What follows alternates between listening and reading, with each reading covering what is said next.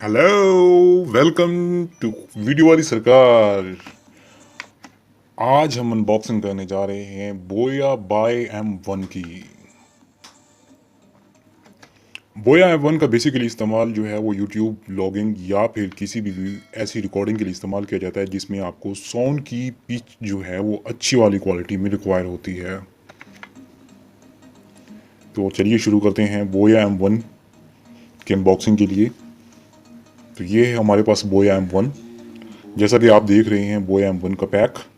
इसमें काफ़ी सारे जो है वो आजकल मार्केट में अवेलेबल हैं।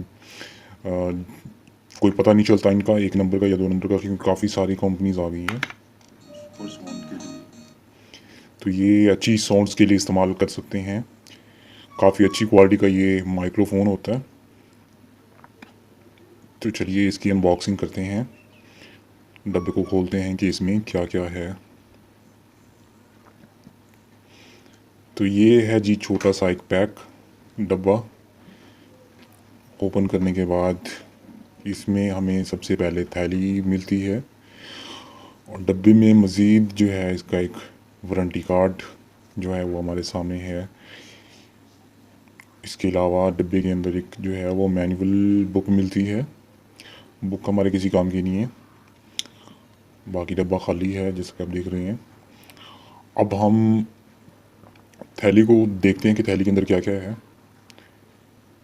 चलिए जी थैली के अंदर ये सामान हमें मिल जाता है। सबसे पहले जो है सारे सामान को साइड पर रखते हैं, ये थैली भी साइड पर रख देते हैं।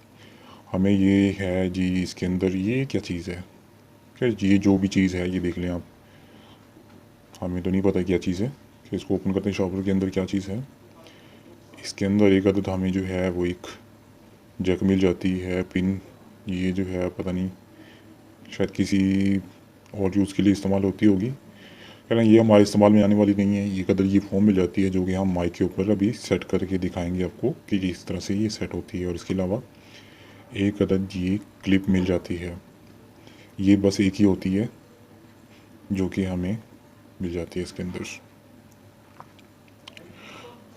ये है जी हमारे पास माइक्रोफोन का एक,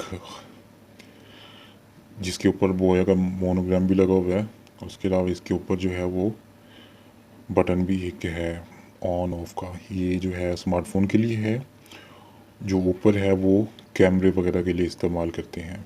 इसकी वायर है। ये है जी हमारे पास माइक्रोफोन।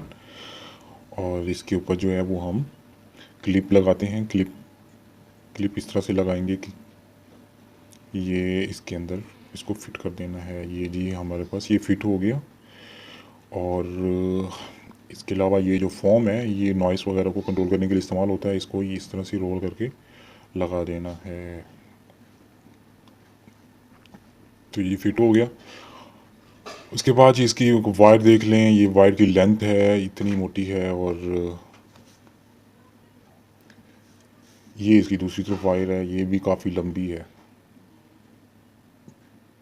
ये इसकी 3 mm की एक पिन है जो कि कंप्यूटर लैपटॉप वगैरह में ये लगाने के लिए इस्तेमाल होती है। ये था हमारा आज का रिव्यू और ये था सामान आज का। उम्मीद करता हूँ आपको पसंद आएगा। चलिए मिलते हैं अगले वीडियो में। अल्लाह हाफिज़।